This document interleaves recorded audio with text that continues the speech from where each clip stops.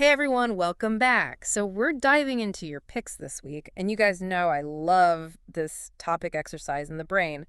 We're going deep with Real Happy Pill today. You ready to get a little smarter just by moving our bodies a bit more? Absolutely. And, it's interesting. Real happy pill really drives home this. It's not just about, looking good. It's about feeling good, thinking clearly, all that good stuff. And it all starts with how we deal with stress. Yeah, that's so true. I'm always curious about that connection between our mental and physical states. Like, how does hitting the gym actually translate into a calmer, sharper brain? Well, it's all about understanding the HPA axis. That's the hypothalamus, pituitary gland, adrenal glands, all working together. Okay, the HPA axis, right. It's like the command center for our stress response, isn't it? Exactly. Think of it like a car's gas pedal.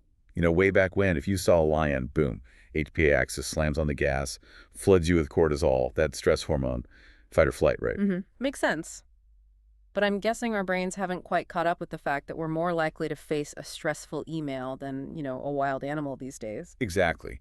But that amygdala, our brain's alarm system, it hasn't gotten that memo. Deadline. Overflowing inbox.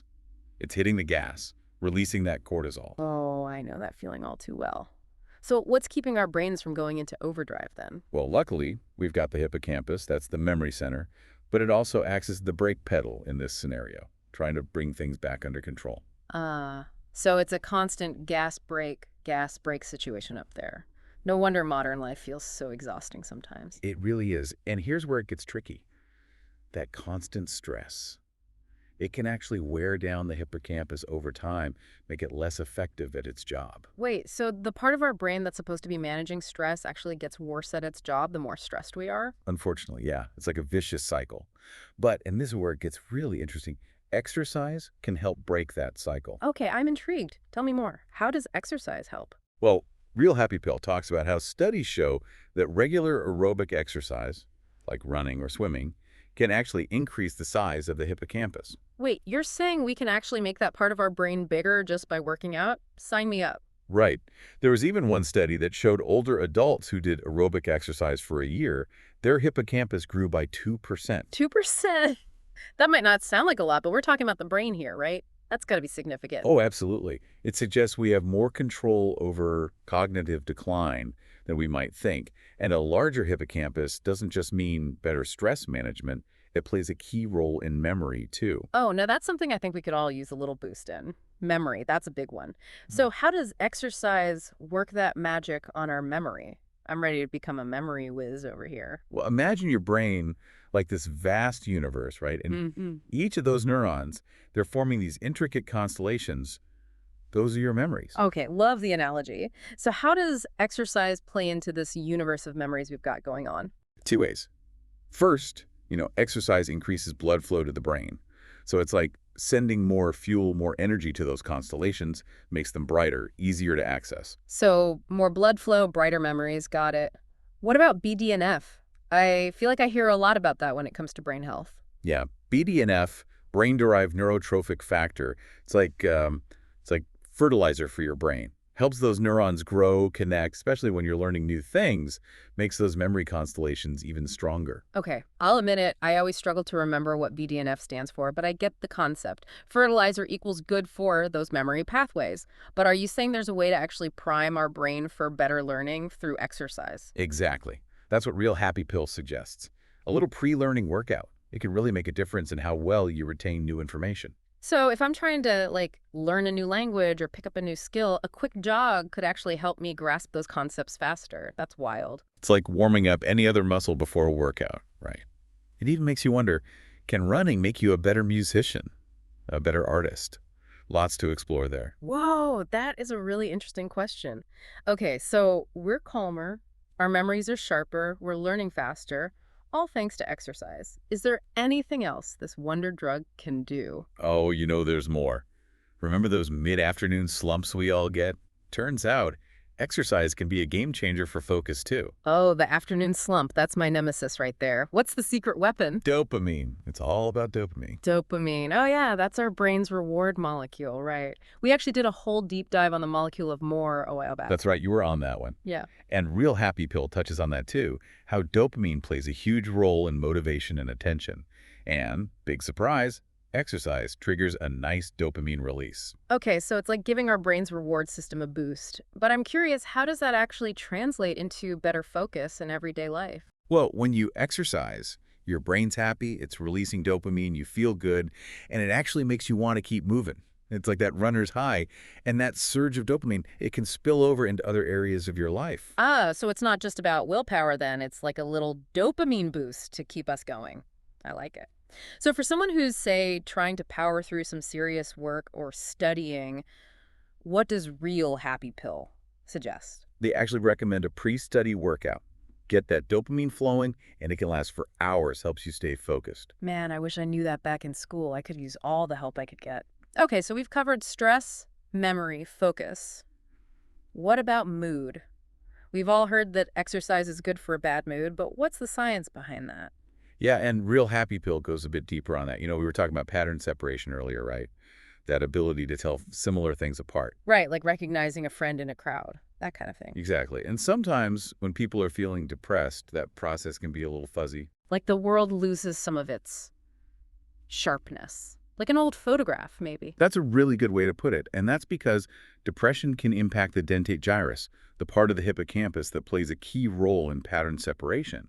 But the really amazing thing is exercise, with that boost from BDNF we talked about, it can actually help stimulate the growth of new brain cells in the dentate Well, gyrus. hold on. New brain cells. Are we talking like brain regeneration here? We are, and that's especially powerful for people dealing with depression. So by exercising, we're not just lifting our mood temporarily, we're actually giving our brains the tools to perceive the world more clearly, more vividly, which in turn can help us feel better long term. That's the idea. It's like exercise helps us reconnect with the world in a way that depression can make really difficult. Wow, okay. I'm starting to see why they call exercise nature's antidepressant.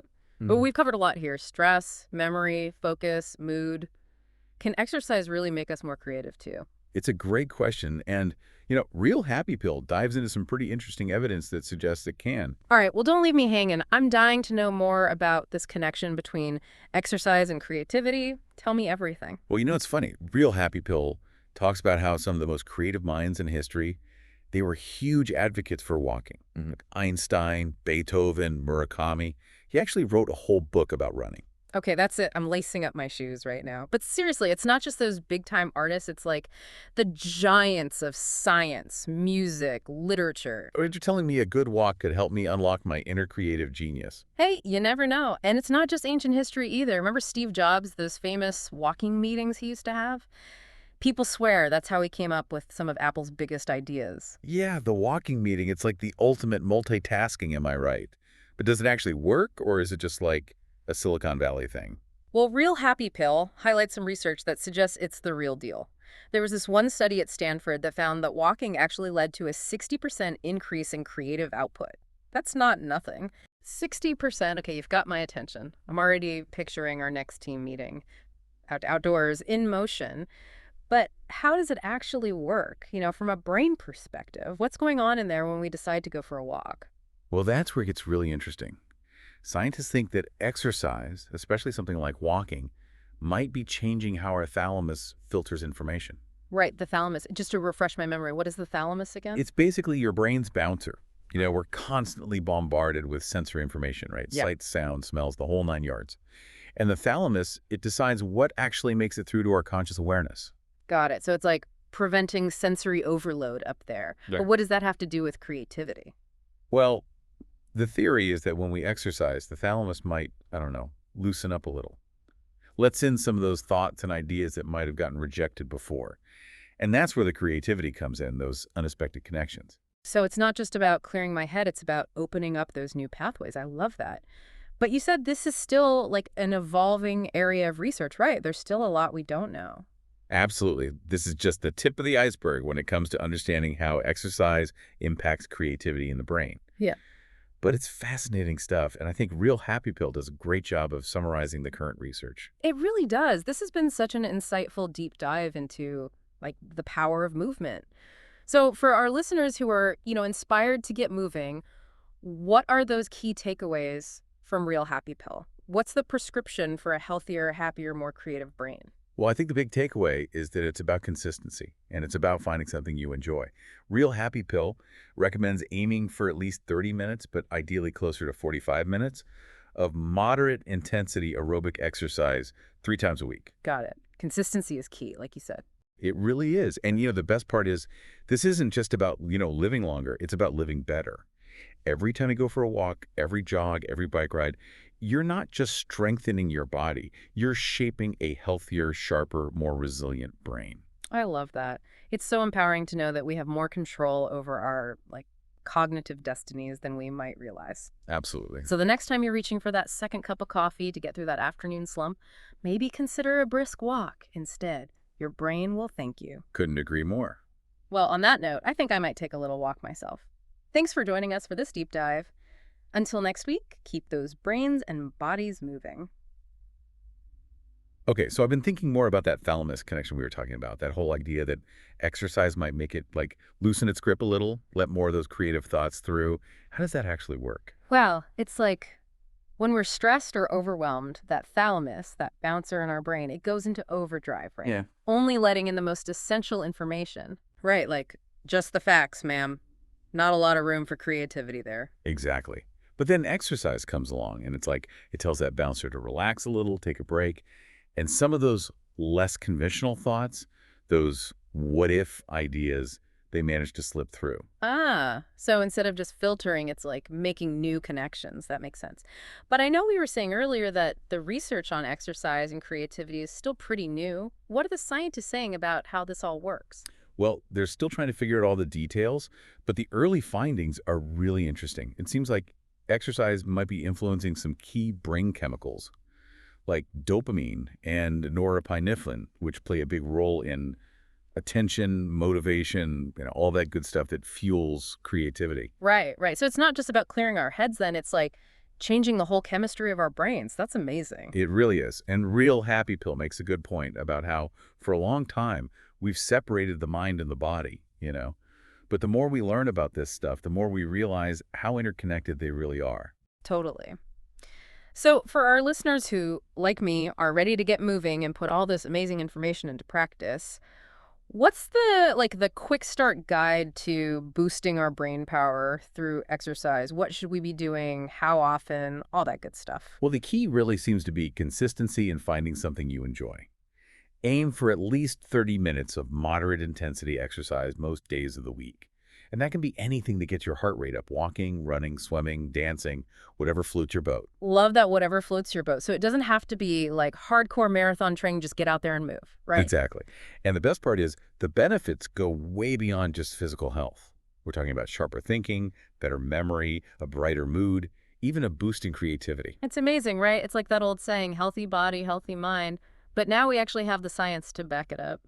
Well, I think I'm feeling inspired to go for a walk and brainstorm some new ideas for the show. Thanks for joining us for another deep dive, everyone. We'll see you next time for more fascinating conversations about the power of the brain.